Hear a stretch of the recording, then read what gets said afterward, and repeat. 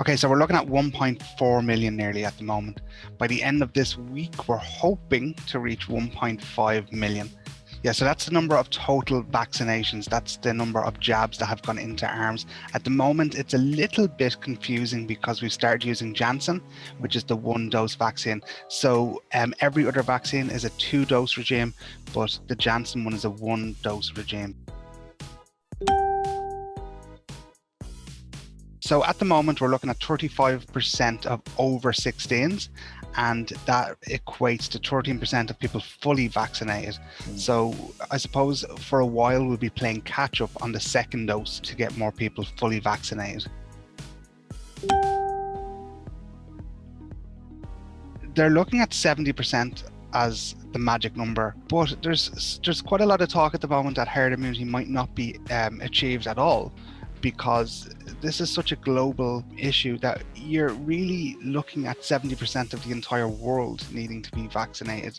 We're such a connected world now that the issue is going to continue until everyone basically is protected. So even if we have an issue, a situation where we're protected here in Europe, if India still has the issues that it has, it's a concern for everyone. So essentially, it needs to be a global fight.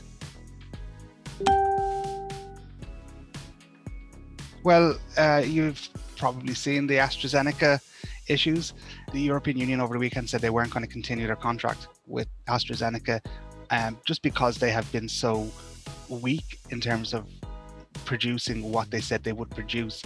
The United Kingdom has pretty much gotten 100% of what they ordered from AstraZeneca. The European Union has about 25%, so they haven't fulfilled their contract.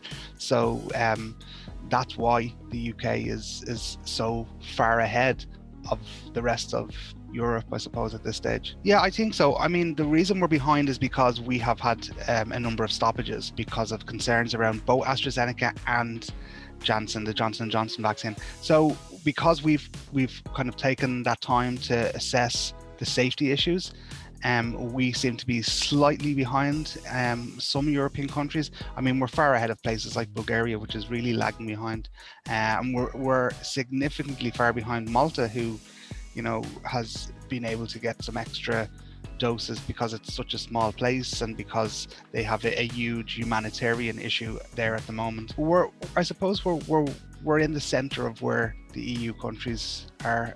The ramp up is happening. Last Friday we did 54,000 vaccines, which, I mean, that's huge compared to where we had been. So they're looking at 270,000 this week. There's been this talk of ramping up. There's been this talk about 1 million a month. 270,000 a week gets us 1 million a month. So, I mean, it's really starting to accelerate.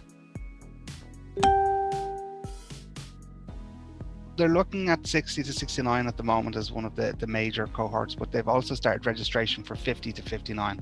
So at the same time, they're doing people aged 16 to 69 who are at high risk.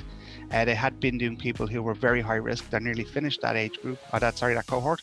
So alongside the people who are at very high risk, most of those are getting the Pfizer and Moderna vaccines, and then people over 50 will be getting Johnson & Johnson, and people over 60 to 69 can continue to get the AstraZeneca.